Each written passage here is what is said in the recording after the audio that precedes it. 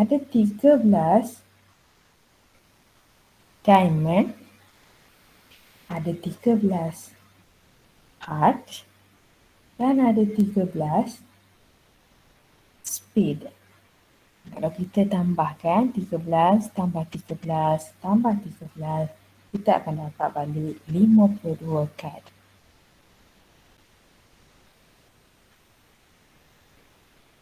Okey. So, dalam 13 kad tu ada beberapa kad penting. Kita tahu dalam ni ada 13 kad. Dekatlah kita ambil contoh yang ni. Dalam ni ada 13 kad.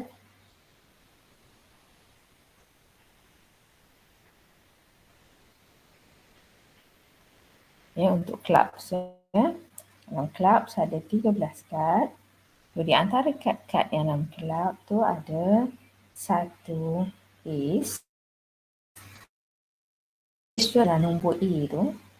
Ataupun juga adalah nombor 1. Satu king.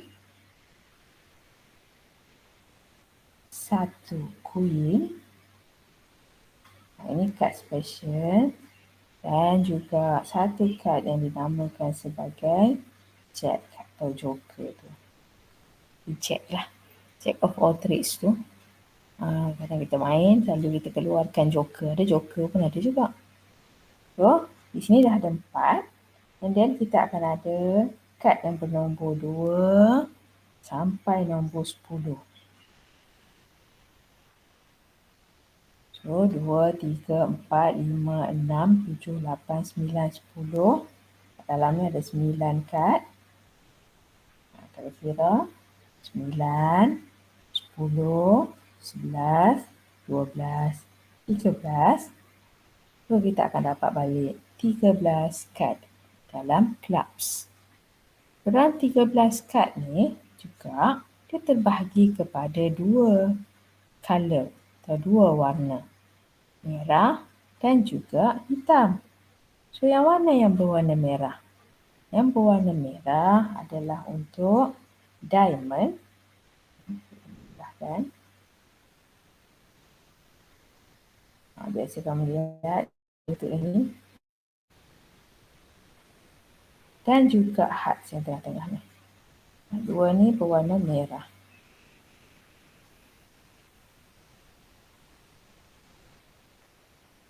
Dan yang baki ni, club kad dia biasanya berwarna hitam.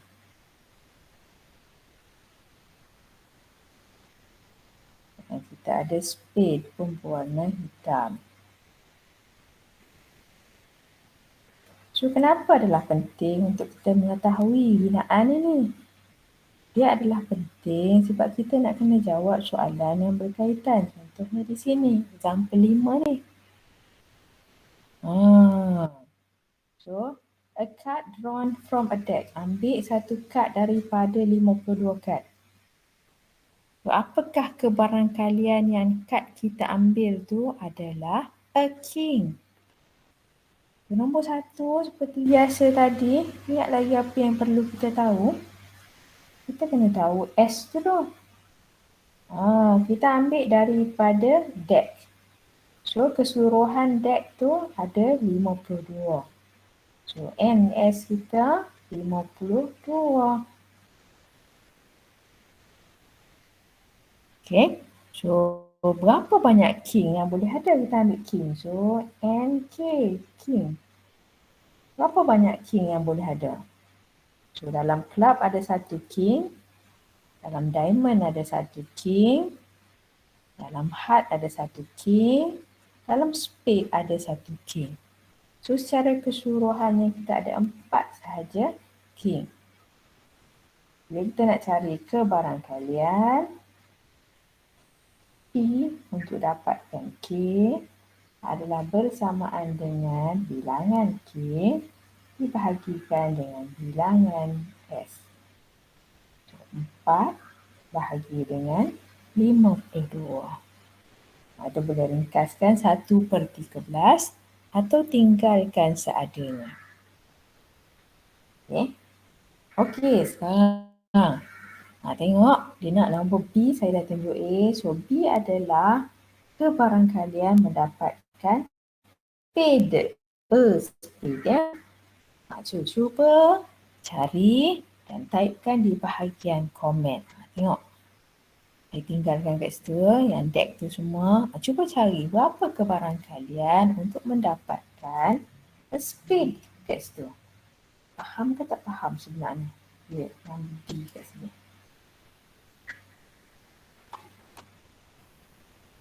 Typekan jawapan bila dapat di bahagian komen. Saya bagi 2 minit.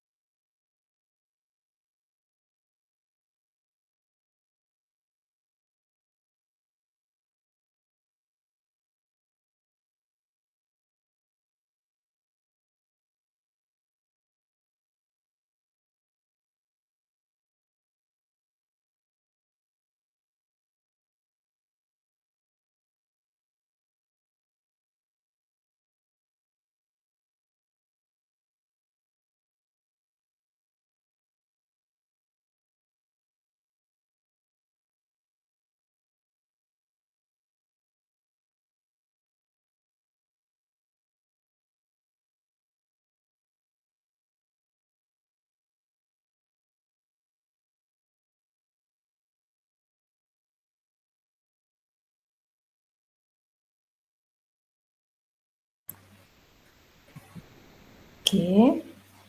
So, tak ada jawapan, kita cuba panggil nama tengok ya. Ahmad Syazani ada? Tak ada. Ahmad Syazani ya, ada. Berapa jawapan dia? Ahmad Usama, berapa jawapan yang kamu dapat?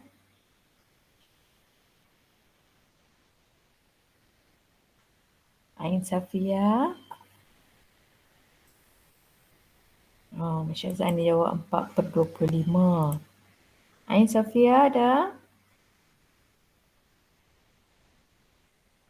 Tak ada. Huzaifah ada? Ada berapa jawapan dia? Ain Safia. Ini nak jawapan ni. Huzaifah, berapa jawapan yang kamu dapat?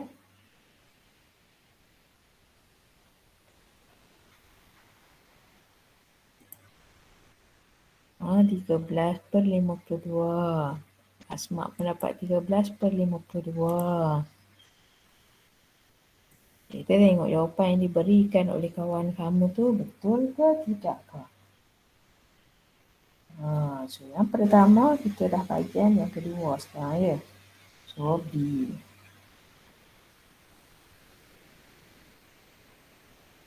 Okay, tengok B ya. So B kita ada a spade. So untuk jawab ni kita kena tahu dulu N untuk spade. SP lah. Berapa bilangan untuk spade yang ada? tak nak masuk dah. Untuk spade. Okay. Kita cari dekat sini ni club, diamond, heart. Okey, spade. Berapa bilangan spade? 13. So,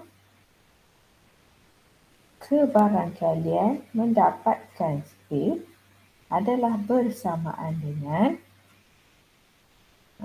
itu dia SP je. Okay, saya tulis panjang spade SP ADE 11.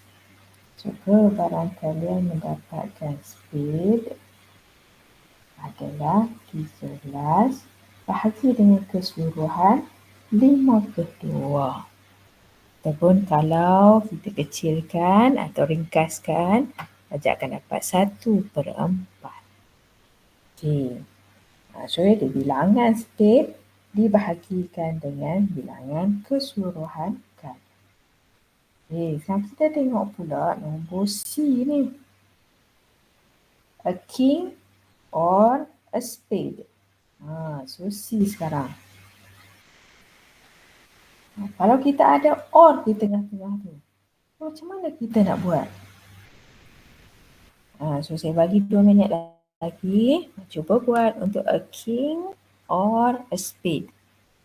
Cuba cari dan typekan jawapan di bahagian komen untuk kita bincangkan. 2 minit juga.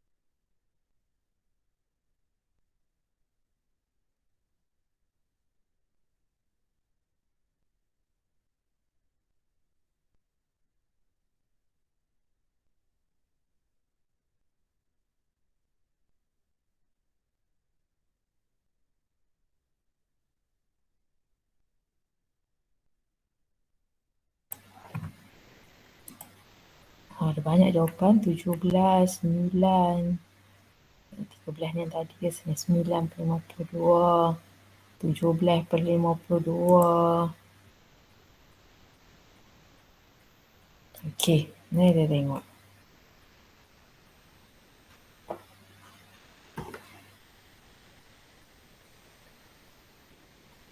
Yang pertama sekali, a king or a spade. Kita tulis dahulu apa yang kita ada tu ya. Kita nak cari dulu C, P, king or spade. Dengan menggunakan ketua yang ada di atas ni, ataupun ini, kita boleh letakkan sama ada king adalah bersamaan dengan P kebarangkalian mendapatkan king tambah dengan kebarangkalian mendapatkan spade tolak dengan kebarangkalian dia adalah king and spade. Okay. So kebarangkalian mendapatkan king dulu. Berapa kebarangkalian mendapatkan king? So kita tengok sini. Dalam sini ada 1 king, 2 king, 3 king, 4 king. So kat sini kita tahu kita akan ada 4 daripada 52 adalah king.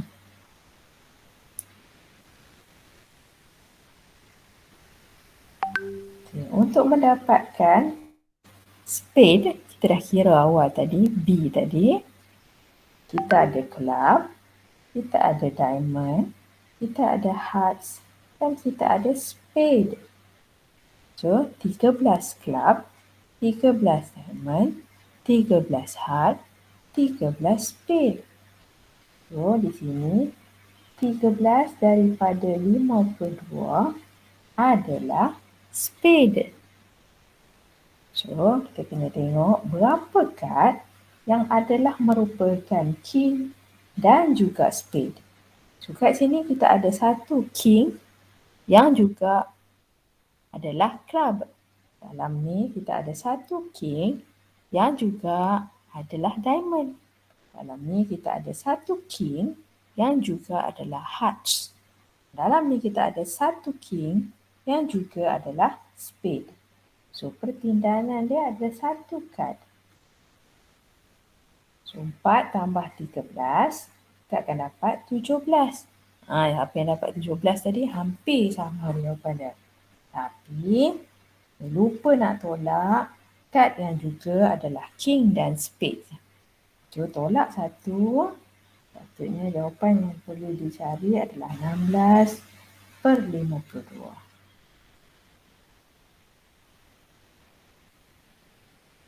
Okay. So untuk D pula sekarang.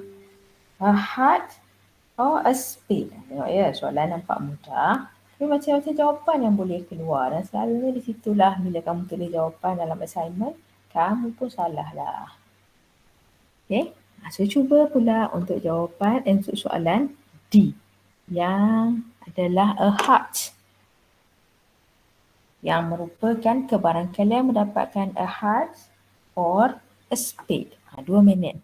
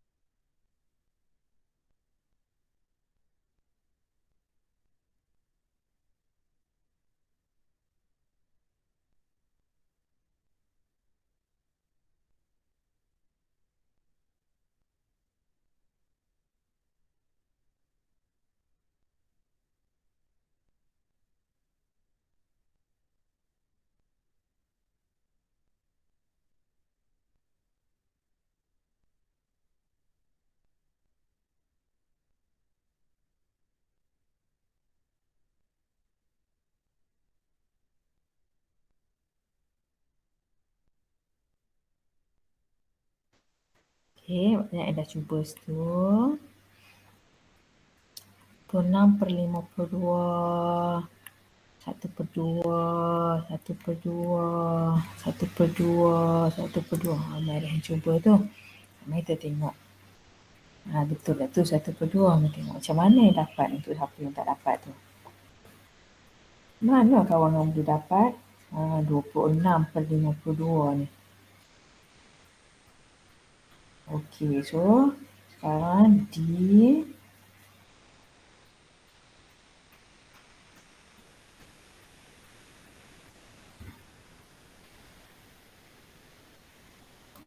Okey. So kita nak cari kebarangkalian mendapatkan heart or spade. Okey. Kita guna petua tadi. Kita akan tulis P heart tambah dengan P spade. Kebarangkalian dapat spade. Tolak dengan kebarangkalian heart and spade. Okey. So kita cuba isikan. So, yang pertama, kebarangkalian untuk dapat heart dulu. Mana ada heart? Here. Kebarangkalian dapat heart ada 13 kad. Bahagi dengan 52.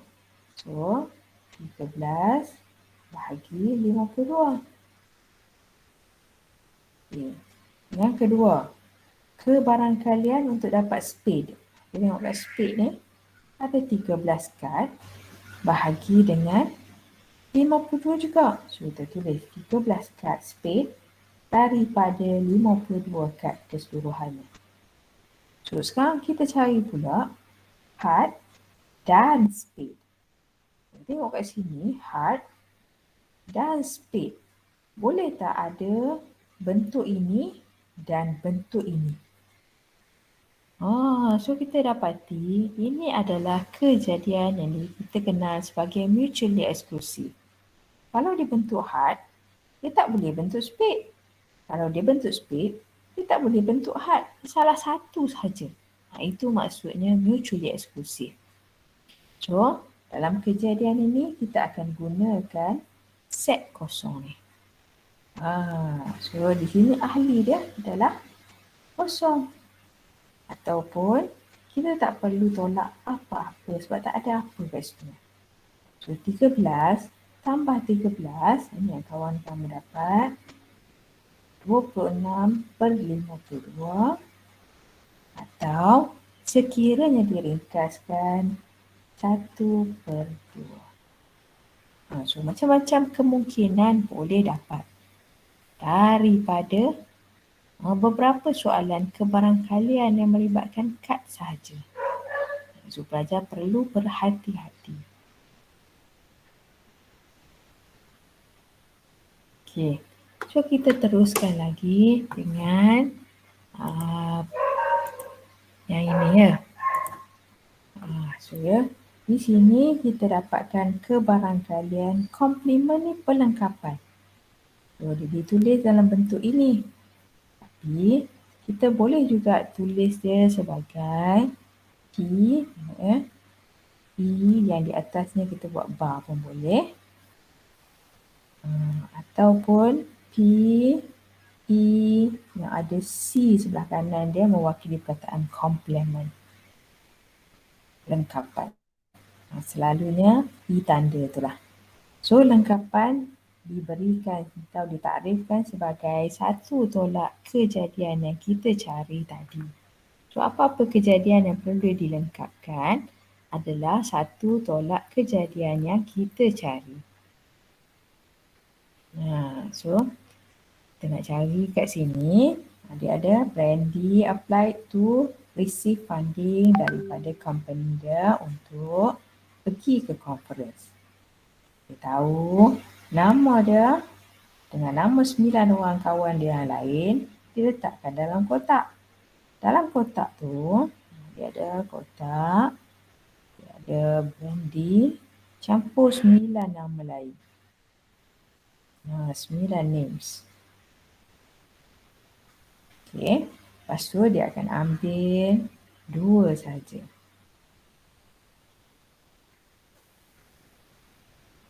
Dia tanya soalan, what is the probability that Brandy will be one of the 2 selected? Apakah kebarangkalian Brandy akan jadi seorang daripada 2 orang yang terpilih ni? Okay. Kita bermula kalau kita nak tengok komplement kan. So kebarangkalian Brandy not selected. Saya akan laju sikit yang ni sebab yang ni dah ada video tu. Ini kita cari daripada 9 kad, kita nak pilih 2 nama. Kita tahu dalam ni ada 10 kad semua dia. 10 names. Tapi sekarang kita cari untuk 9 je. Maksudnya Brandy tidak terpilih. So daripada 10 yang kita pilih 2. So kalau kita nak P Brandy selected, dia adalah bersamaan dengan 1 tolak P Brandy not selected yang kita kira di atas. Kita boleh je terus kira Brandy selected pun. Okay. Tapi dekat sini sebab kita nak guna complement, maka kaedah dia adalah cari yang tidak terpilih. Lepas tu untuk mendapatkan dipilih, ambil 1 tolak dengan tidak terpilih tadi.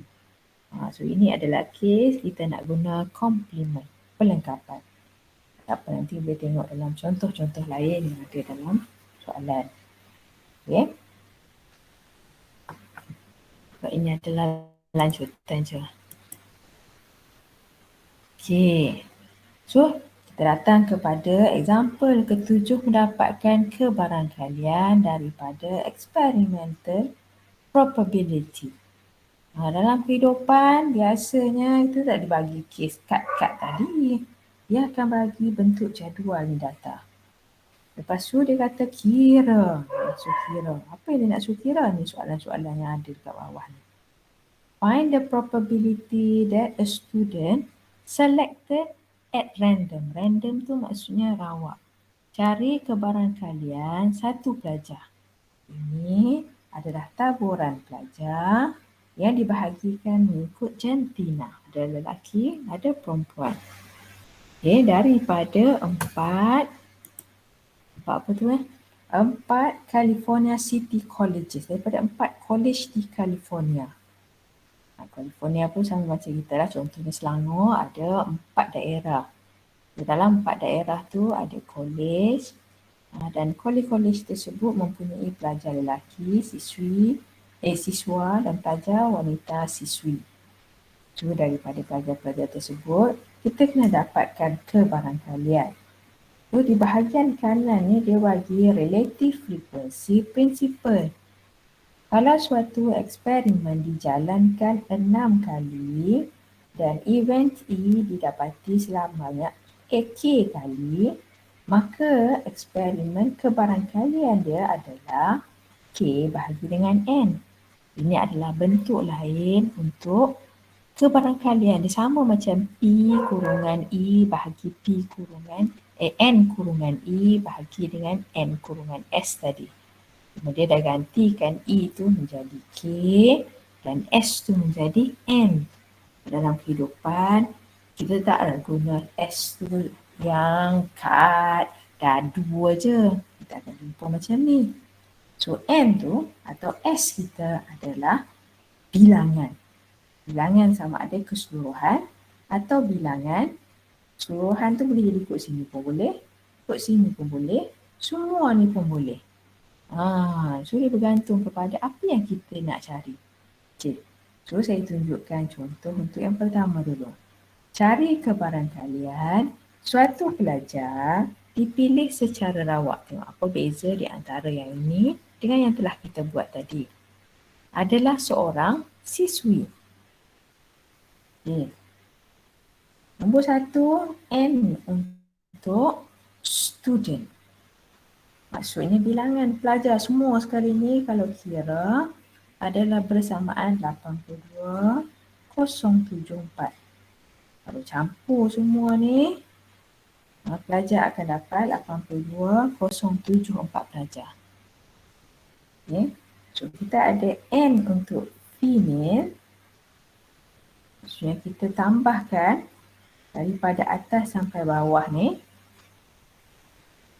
kita akan dapat bersamaan dengan 36,931. So untuk soalan pertama, yang ini akan jadi N untuk keseluruhan, yang ini akan jadi K untuk bilangan female. So P, kebarangkalian mendapatkan female adalah bersamaan dengan K 36,931 bahagi dengan N 82,074 ataupun hasilnya adalah tak boleh dapat sama dengan sebab dia ada nombor banyak. Menghampiri terbundarkan 0.45 pada 2 tempat perpuluhan. Boleh bundarkan. Okay. So inilah kaedah dia sebenarnya dalam kehidupan. So sekarang cuba tengok table ni. Sekarang kita bagi satu kan. Cuba tengok table ni dan kira pula untuk P. Cari kebarangkalian satu pelajar yang dipilih secara rawak menghadiri Los Angeles City College. College dia di Los Angeles. So, ini pelajar dia. So, macam mana nak dapat kebarangkalian kalau kita pilih satu pelajar tersebut secara rawak? Ada beza tak daripada yang saya dah tunjukkan di sini? Cuba kirakan, saya bagi 2 minit. So, kita akan bincangkan. Siapa yang dah dapat jawapan, boleh tulis kebarangkalian yang dapat tu di bahagian komen ya.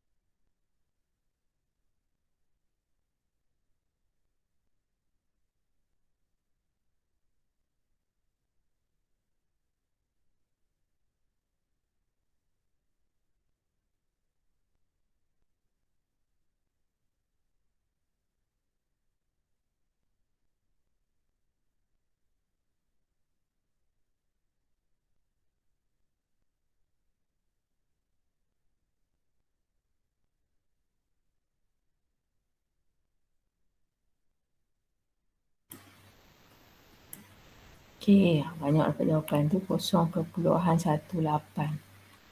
Pandai dah tu. Kita tengok untuk siapa yang tak dapat tu, mana kawan kamu berjaya dapat 0.18 tu.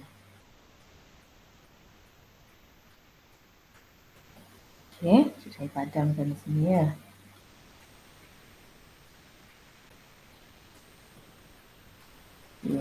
Jadi,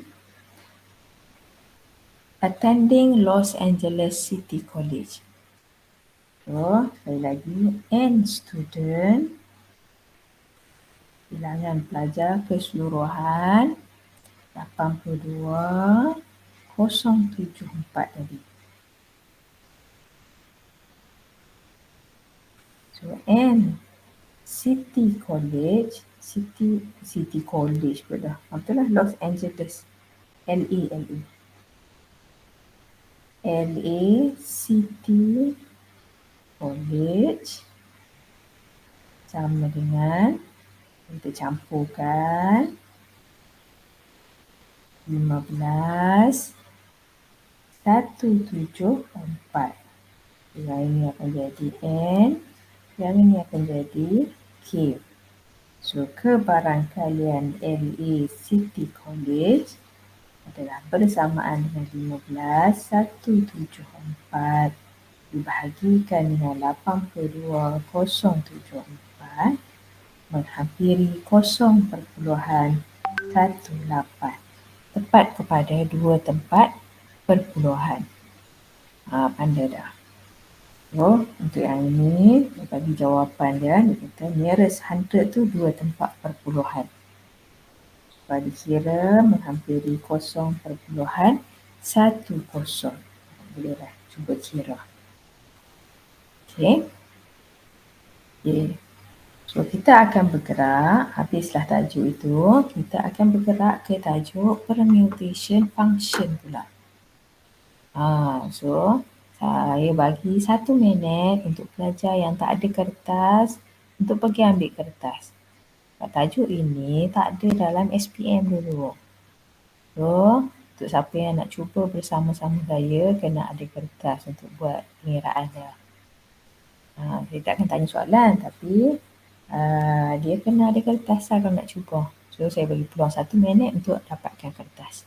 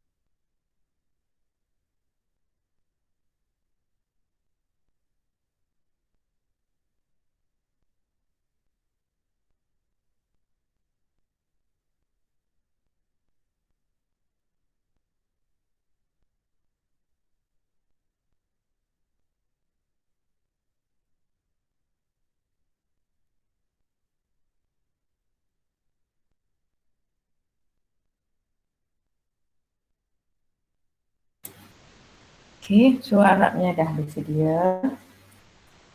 So, yang tajuk seterusnya ni adalah permutation function. Dia ada dalam nota yang telah saya berikan. Ini adalah sambungan daripada tajuk function. Kalau kamu dah lihat video berkaitan permutation. So, macam mana kita boleh gabungkan permutation dan juga function ni secara serentak? Kita boleh susun nombor-nombor ini, fungsi ini menjadi permutation, iaitu kita susun dan atur kembali. So, untuk setiap satu nilai yang ada di sini, dia mesti berasal daripada satu set. Okay, lihat sini. Mesti berasal daripada A, 1, 2, 3. Maka apa yang berada di bawah ni, semua adalah susunan daripada 1, 2, 3. So, format dia, okay, bahagian atas ni dikekalkan. 1, 2, 3, 1, 2, 3, 1, 2, 3, 1, 2, 3, 1, 2, 3. Format yang kedua dia mesti ditulis dalam bentuk metrik. Ada bentuk metrik kan? Dan ada kurungan metrik. So, berapakah bilangan permutation? Bilangan permutation bergantung kepada bilangan ahli di sini. Jawab ahli di sini ada 3. Maka permutation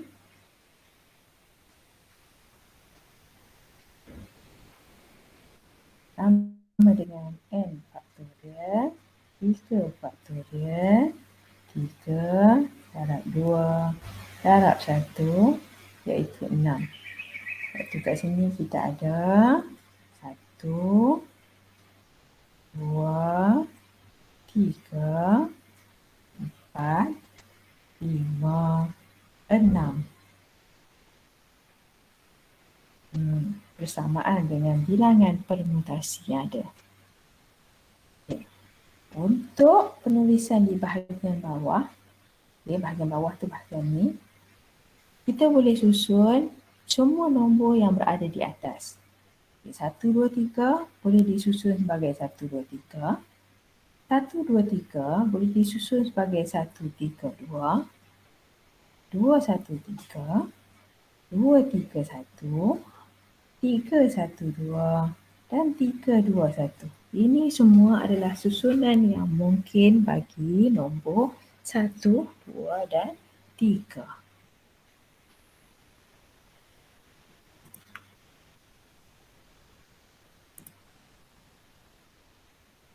Okey. So kita tengok example 3. Menggunakan semua permutation yang ada dalam example 2 ni semua ni, kirakan P4 negatif 1. So, negatif 1 ni membawa maksud, tuan, membawa maksud the inverse atau songsangan untuk P4. So, untuk mendapatkan jawapan yang pertama, kita tulis dulu P4. 4 mana? 1, 2, 3, 3, 1, 2. Okey. Nombor 1 kita perlu menulis P4 dalam bentuk P4 dalam bentuk fungsi dulu. Belajar menulis dalam bentuk fungsi. Okey. So P4 dalam bentuk fungsi adalah, tuliskan ke bawah tengok yang biru tu. Kalau kita tulis P4 dalam bentuk fungsi, saya terapkan sikit ke tengah ya.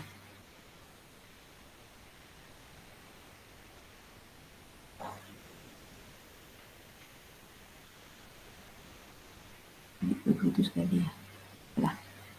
Okey. P4 dalam bentuk fungsi adalah P4 sama dengan kurungan set.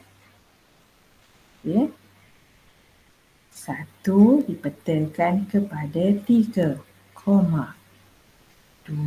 dipetakan kepada 1,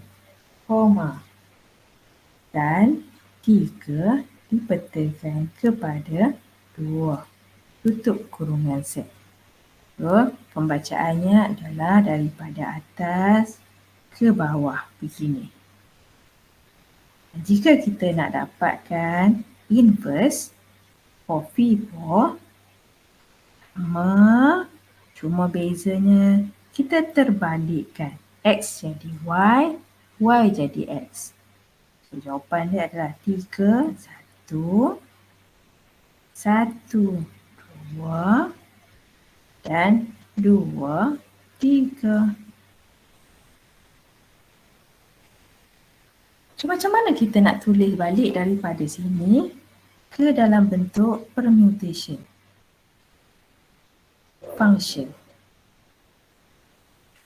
Bila kita nak tulis balik, bahagian atas kekal. 1, 2, 3. Tak berubah. Apa yang berubah adalah bahagian bawah. 1 dipetakan kepada 2. So, tuliskan 2 di sini. 2 dipetakan kepada 3. So, tuliskan 3 di sini. Jika dipetakan kepada 1, tulis 1 di sini. Kalau kamu perhatikan, ini adalah bersamaan dengan P sub 3.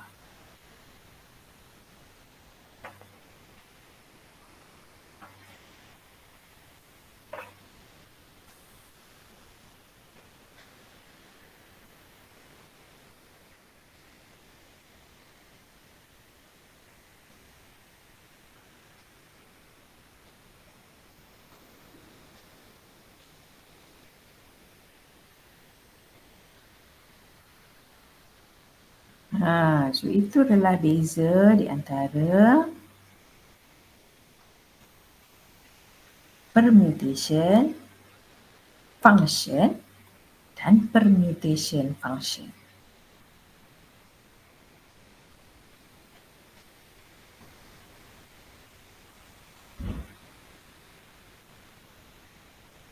So sekarang kita akan lihat pula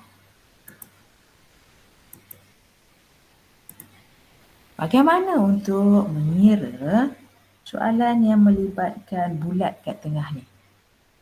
Bulat yang kat tengah ni, kalau siapa yang lihat video function, dia membawa maksud composition, kubahan, T-I-O-N, C-T-O-N. Ataupun lebih terkenal, dia dikenali sebagai composition, produk. So, di sini, find the composition of P3 and P2 ataupun find the product of P3 and P2. So, kaedah pengiraan dia P sub 3 produk dengan P sub 2. Kita akan tulis dalam bentuk kurungan biasa 1, 2, 3 bulat 1, 2, 3. Kita tengok ni P2. So kita akan cari P2. P2. Kita akan letakkan P2. 1, 2, 3 tidak diubah. 2, 1, 3 di situ. Dan di hadapan kita ada P3. So kita akan gunakan P3. Iaitu 2, 3, 1 di situ. Okay. Untuk mendapatkan jawapan, kita kena tulis dahulu dalam format dia. 1, 2, 3, kekal. So, pergerakan untuk jawapan ni bermula dari belakang ke hadapan. Tengok ya, saya tandakan. 1 pada dipetakan kepada 2 akan digubahkan kepada 3. So, 1 akan digubahkan kepada 1 akan digubahkan kepada 3 di situ. Ulang balik. 2 dipetakan. Orang lain lah. 2 dipetakan kepada 1. Dia akan digubahkan kepada 2.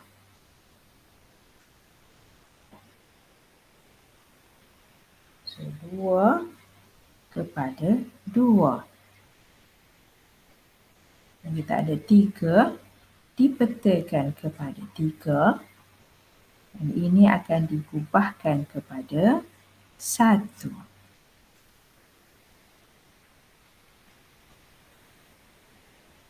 So, jawapan dia adalah 3, 2, 1.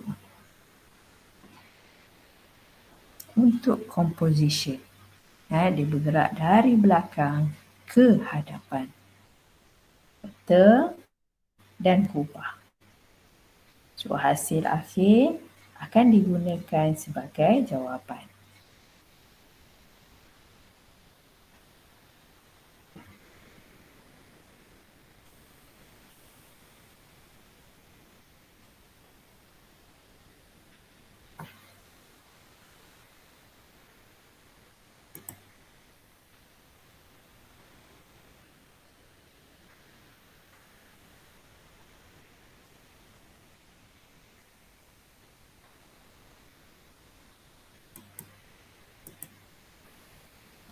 bawah tajuk permutation function juga, pelajar akan jumpa dengan cycle.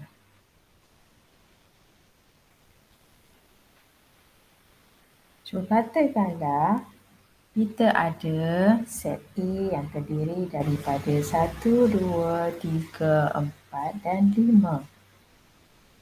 So, apakah yang dimaksudkan dengan cycle 1, 3, 5?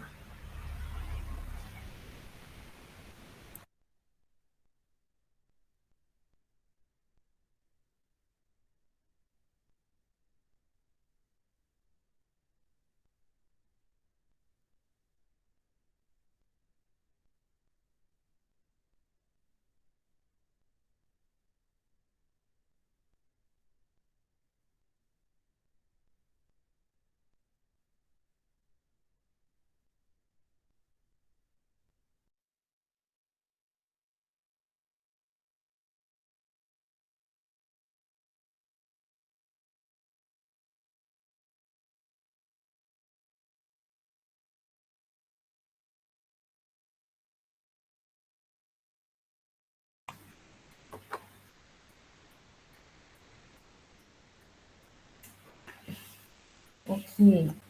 So, cycle adalah susunan yang sama.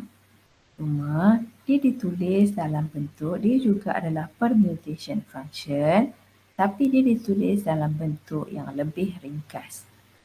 Kita lihat apakah yang dimaksudkan dengan cycle 1, 3, 5. Okey.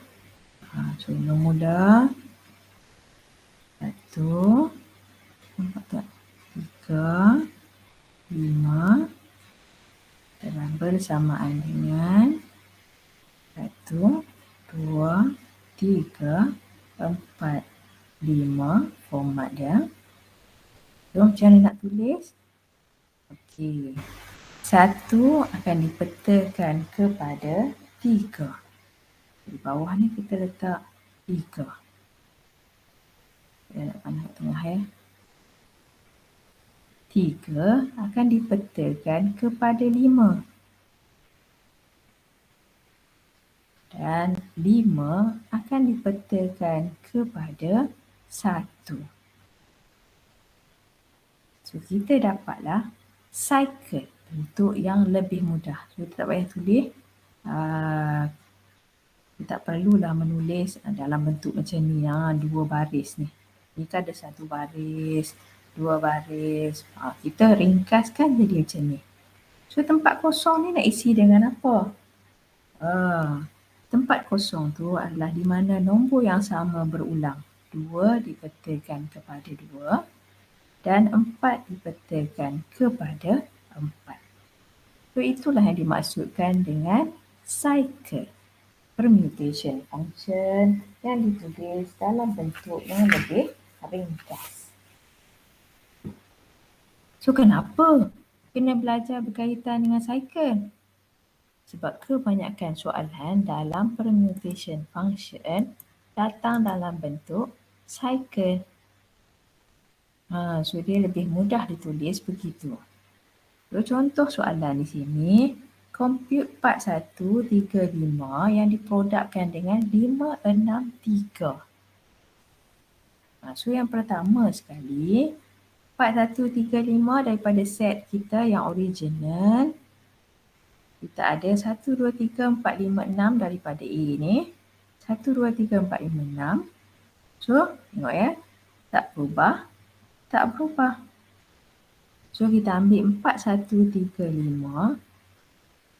Yang kita tukarkan ke dalam bentuk cycle. Jadi, kita tukarkan dahulu ke dalam bentuk original.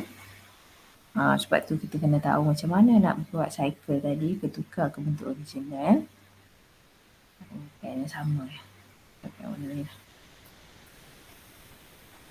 So, 4, 1, 3, 5. Kita akan dapat 3, 2, 5, 1, 4, 6. Dan 5, 6, 3. Kita akan dapat 1, 2, 5, 4, 6, 3. Tengok ya susunan dia. Apa yang berada di belakang, bahagian belakang, depan akan berada di hadapan. Dia ikut susunan yang original. Macam mana nak dapat jawapan? Ikut kaedah yang kita belajar tadi. Nombor 1, kita kena tulis dulu jawapan dia adalah 1, 2, 3, 4, 5, 6. Itu memang format jawapan. Yang ini tidak berubah, sama yang biru atas ni. Nak tulis jawapan, kita bergerak daripada apa yang kita belajar tadi. 1 dipetakan kepada 1.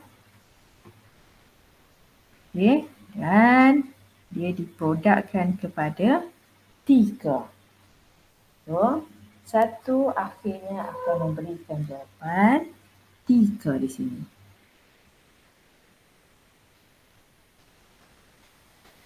Kita tengok untuk nombor 2 pula.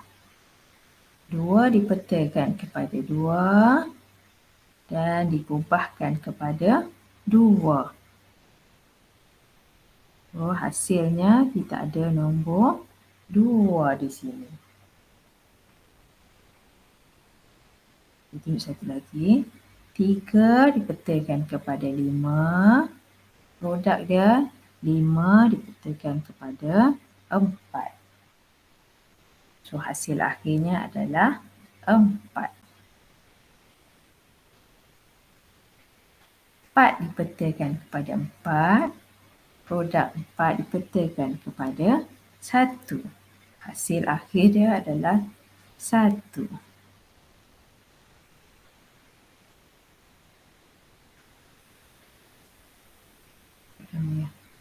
So, 5 dipetakan kepada 6 dan produknya dipetakan kepada 6. Yang terakhir sekali, dah habis ni.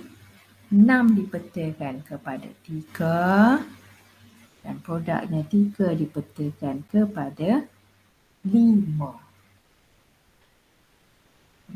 6 dipetakan kepada 5. Lihat sini 1, 2, 3, 4, 5, 6. Di bawah pun 1, 2, 3, 4, 5, 6.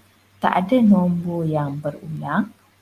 Cuma dia disusun secara berbeza mengikut apa yang telah dijalankan di bahagian atas. So, kena berhati-hati nombor 1 melakukan penukaran. Nombor 2 berhati-hati menuliskan kedudukan pengiraan. Berhati-hati melakukan pengiraan dan dapatkan jawapan. So, kena betul-betul tahu untuk setiap langkah yang berlaku. Dia tak ada pengiraan yang panjang. Cuma ini adalah proses yang berlaku tu yang penting. So, katakanlah tersilap, maka jawapan salah satu ni tersilap. Semua sekali akan silap lah. Paling minimum satu kesilapan akan menyebabkan 2 jawapan adalah salah. So, kena berhati-hati di situ ya. Okay. So, untuk yang kedua ni, saya tinggalkan sebagai latihan. Saya dah bagi 4, 1, 3, 5. Produk dengan 5, 6, 3 di sini. Dah bagi. So, yang kedua ni, saya bagi jawapan dia.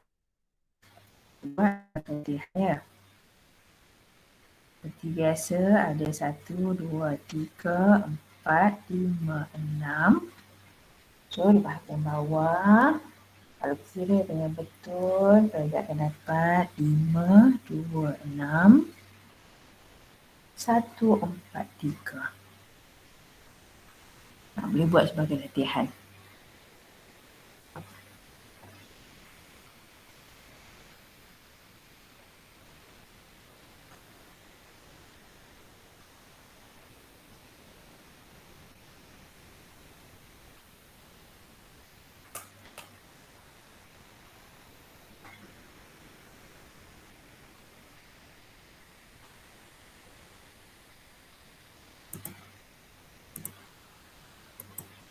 Okay. So, So seterusnya kita akan lihat yang ini. Tu cycle adalah disjoint, tidak bersambung. Jika tiada elemen dalam A yang muncul dalam kedua-dua cycle yang kita boleh tulis.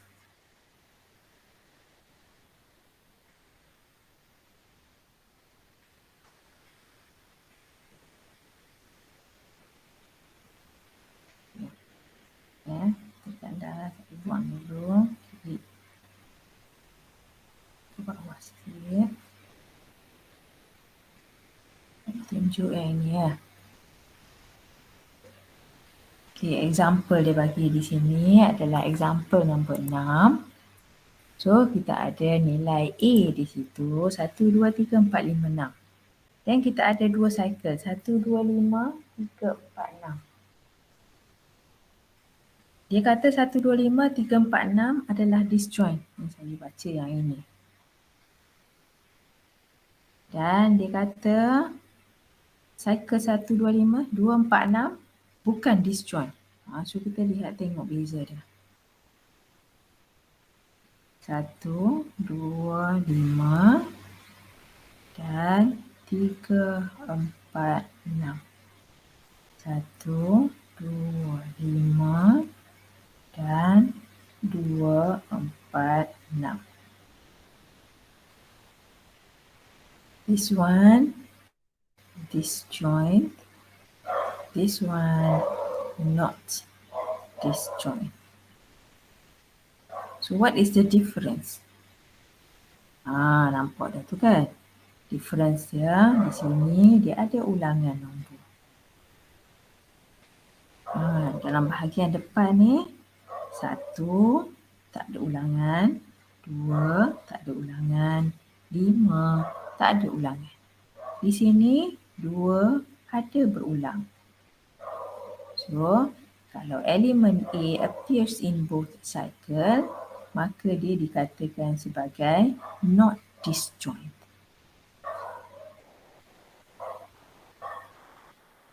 Okay. Kalau elemen A tak ada, dia dikatakan sebagai disjoint. Penting ke? Ada soalan ke berkaitan dengan disjoint tak disjoint ni? Ada. Ni soalan dia yang bawah tadi yang saya bawa ke muka surat lain dah. So, tuliskan permutation P ni sebagai product of disjoint cycle. Dah boleh pandai dah tulis produk ni. Cuma sekarang kita nak tulis sebagai product of disjoint cycle pula. So, macam mana nak tulis dia sebagai product of disjoint cycle tu? Kita lihat pada bahagian ni nak tukar daripada bentuk original. Tadi kita tukar daripada cycle ke bentuk ini. Bentuk ini kan? Sekarang kita nak tukar daripada bentuk ini kepada cycle pula. So sekarang kita ada yang besar ni, yang 1, 2, 3 panjang ni. Macam mana nak tukar tu?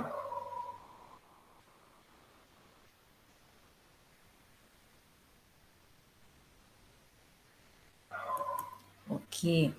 So kita cuma perlu melakukan pemetaan saja. Tengok ya. Saya gerak.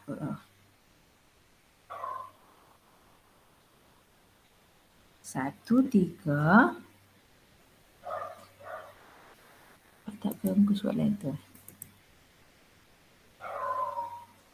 3, 6. 6, 1.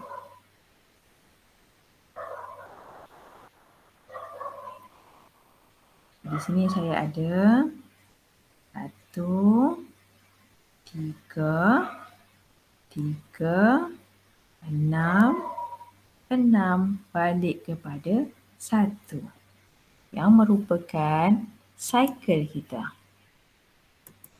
Okey, habis warna merah. So kita pergi yang warna biru pula. So kita ada 2, 4, 4, 5, 5, 2. Okey, tamat. Dia berhenti dah.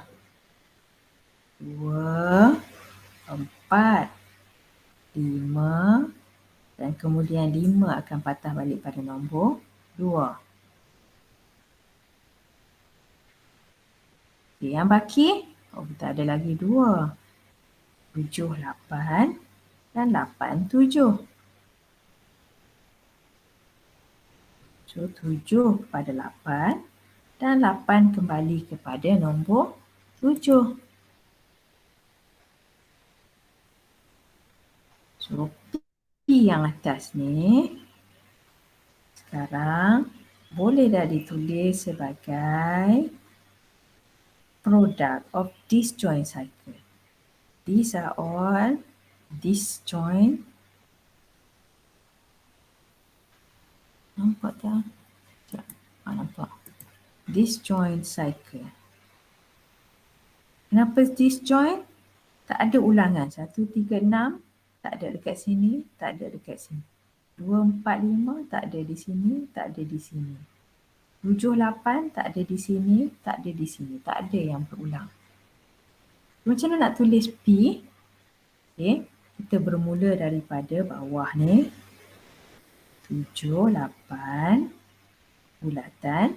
Yang ni pula 2, 4, 5 bulatan.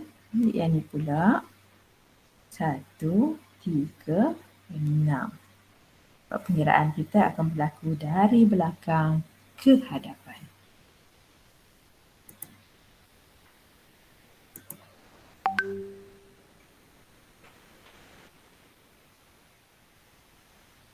Daripada yang kita ada tadi, kita ada apa tadi? Disjoint cycle. Kita akan berkenalan pula dengan transposition. Transposition. Here. So, what is a transposition? Transposition adalah a cycle. A-C-Y-C-L-E lah. Cikgu John tak betul lah. A cycle of length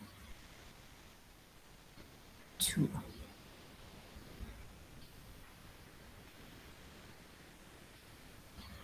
Maksudnya cycle tapi panjang dia 2. Tadi kita ada cycle tapi panjang dia 3. So tengok kat sini, ni 2.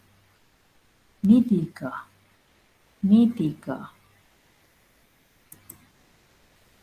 Okay, so sekarang kita nak tulis sebagai cycle ni semua ni. Panjang dia 2 sahaja. Macam mana kita nak buat? Apa yang kita dah belajar tadi daripada permutation function, pada bentuk yang besar tu, FUNC, boleh ditukar ke dalam cycle. Itu kita dah buat tadi. Dan cycle boleh pula ditukar kepada transposition.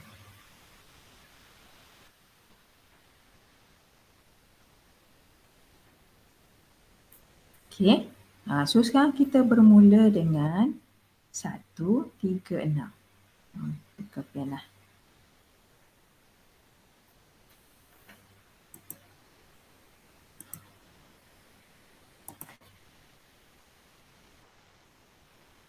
Satu, 3, 6 belakang sekali ni.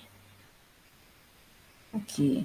So bila kita ada lebih daripada 2, kita nak ringkaskan. Kita akan guna konsep produk tadi. 1 pada 6 dahulu. Langkah pertama. So 1, 6. Kita akan produkkan dengan langkah kedua. 1, 3. Itu yang pertama. Ikut atau copy kaedah yang sama, ikut kaedah yang sama, kita boleh buat untuk 2, 4, 5. So, mula dengan 2, 5. Bulat. 2, 4.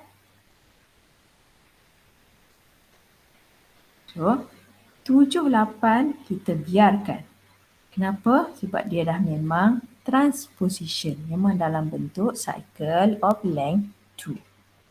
So in the end, kita ada P tadi. Tengok ya, tulis balik. 7, 8 bulat. Okay. 2, 4, 5 kita ambil yang kita dah tulis ni. Yang lain lah. Warna biru lah. 2, 5 akan jadi 2, 4, 5 akan jadi 2, 5 bulat 2, 4. Dan 1, 3, 6 yang belakang sekali ni akan jadi bulat 1, 6 bulat 1, 3. Jadi ikut kedudukan dia tidak berubah. So kaedah dia boleh gunakan yang ini. Nombor pertama kepada nombor terakhir dan nombor pertama kepada nombor yang di tengah-tengah.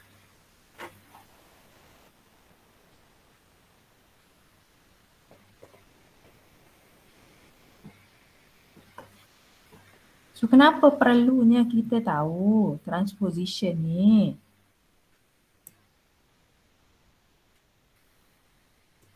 Kerana ini.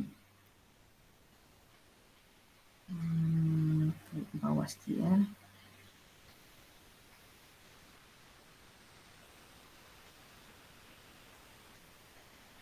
A permutation is called even if it can be written as a product of even number of transposition dan dipanggil sebagai odd jika dia boleh tulis sebagai product of odd number of transposition.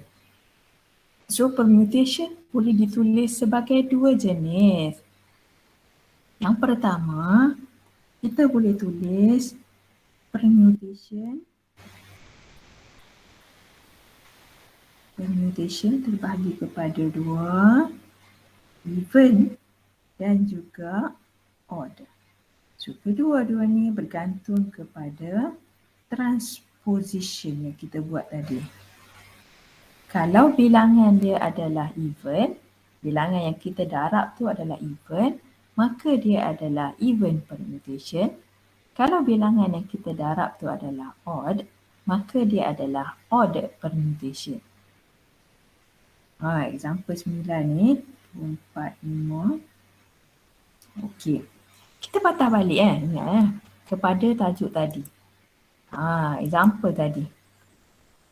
Nak tunjukkan contoh even dengan odd permutation.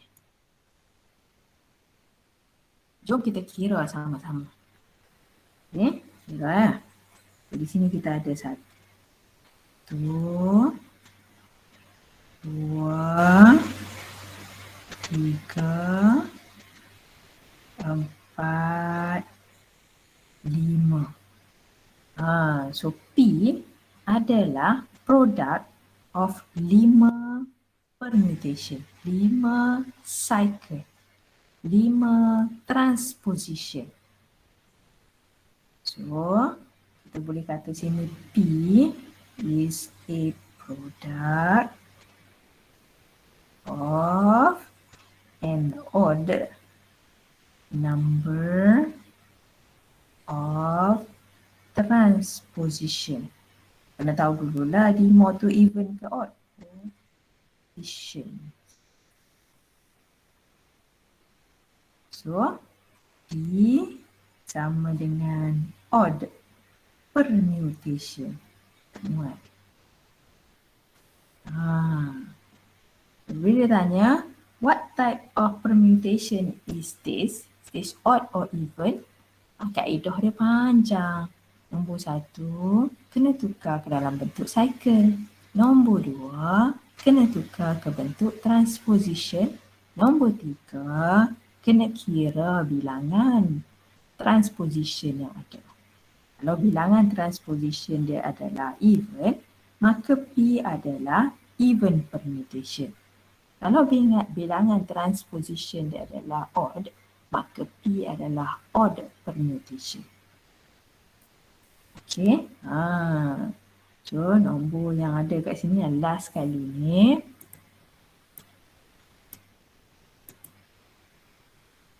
Buat sorry lah kecil. So, untuk yang last kali ni boleh buat sebagai latihan. Dan jawapan dia adalah order. Cuba buat sebagai latihan. So with that, itu sajalah kelas untuk hari ini. Sebelum bersurai, saya letakkan dulu link untuk attendance sekejap ya.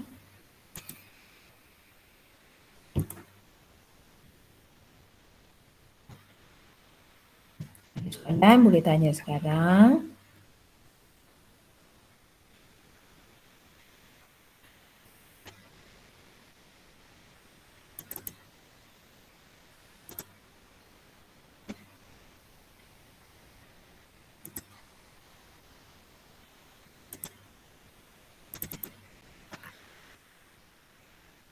Okay, untuk yang tu pun boleh jawab attendance ni boleh juga dijawab di bahagian Google Classroom pun ada.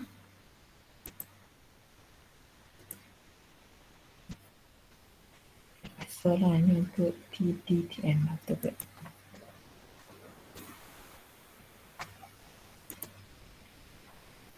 Okay. Kalau tak ada sebarang soalan, that should be all. Salah dan silap saya minta maaf. So hari ni kita dah habiskan semua yang tak ada dalam video, which is permutation, probability elements, elements of probability dan juga permutation function. Kesemua ni akan diuji dalam assignment yang akan diberikan pada hari Isnin nanti. So make sure bersedia ya. Buat ulang kaji sikit, saya dah bagi jawapan kat situ. So boleh lihatlah. Boleh buat ulang kaji dan boleh tuliskan kaedah pengiraan pun dah diberikan. Seperti biasa, pastikan penghantaran dilakukan dengan menggunakan muka surat hadapan dan juga ditukarkan ke dalam bentuk nombor matrik masing-masing. So untuk latihan, kita akan buat esok pagi masa tutorial. Tutorial esok akan berjalan secara online. Tutorial hibrid akan dilakukan pada 18 hari bulan. Kita tengok dulu macam mana keadaan dia. Sekarang tak ada pemakluman. Okay, sebab minggu ni semua kelas perlu dijalankan secara online. Pemaklumannya begitulah. Minggu depan, insyaAllah lah sekiranya tak ada pemakluman, kita buat secara hibrid. Kalau ada pemakluman tu saya tak tahu lah macam mana rupa. Kita tengok dulu macam mana. So, tak ada soalan? Oh, patut silap saya lah. Oh, minggu ni 11 bulan. Online betul lah sebab ada kuis ya. Kamu tak ingat apa yang kamu ada. Kuis 1 minggu ni, betul? Dalam Google Classroom dah ada. So, online semua pada pukul, ikut masa kamu lah, masa tutorial kamu. So, make sure semua masuk pada masa tutorial masing-masing lah. Okay, yang bermula dengan DCS pada pagi. Saya ingat aku apa saya tulis dalam Google Classroom tu. Pukul 9, pukul 8. 9 ya? Selalu kita buat pukul 9. Pukul 9 lah, pukul 9. Diberi kumpulan berapa? Saya tak tulis lagi kan, saya tulis lah.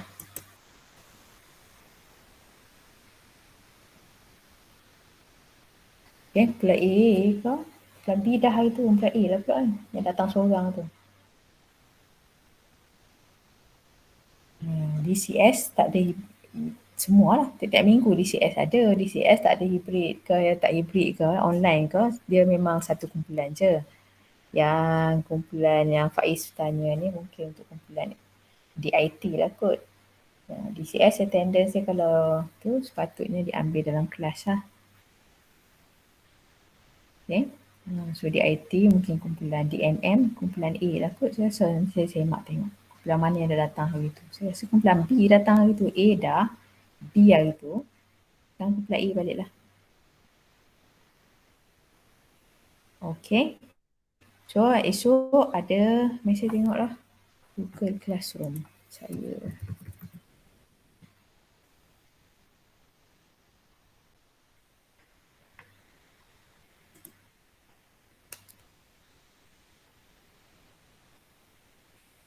TDTM.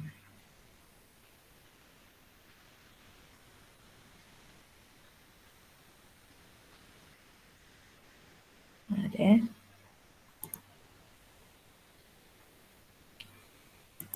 Okey, di bawah tu 11 Februari ada kuis.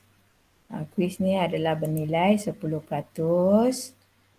9 hingga 10 untuk DCS, repeat atau DCS 1A, 10 sampai 11 untuk DIT 1A, 1B atau 2A repeat.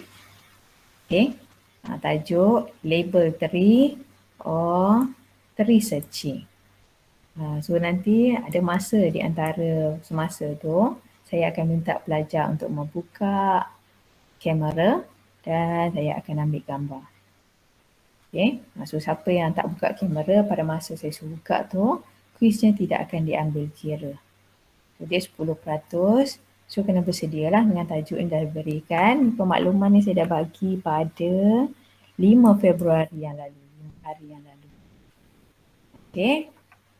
So esok kena hadir pukul 9 pagi untuk kuis lah. Untuk kelas DCS dan 10 pagi untuk kelas DIT. Baca maklumat lebih lanjut dalam Google Classroom.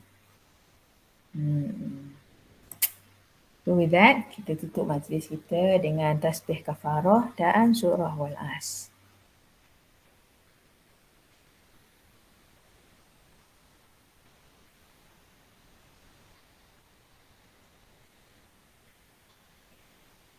Assalamualaikum. Assalamualaikum.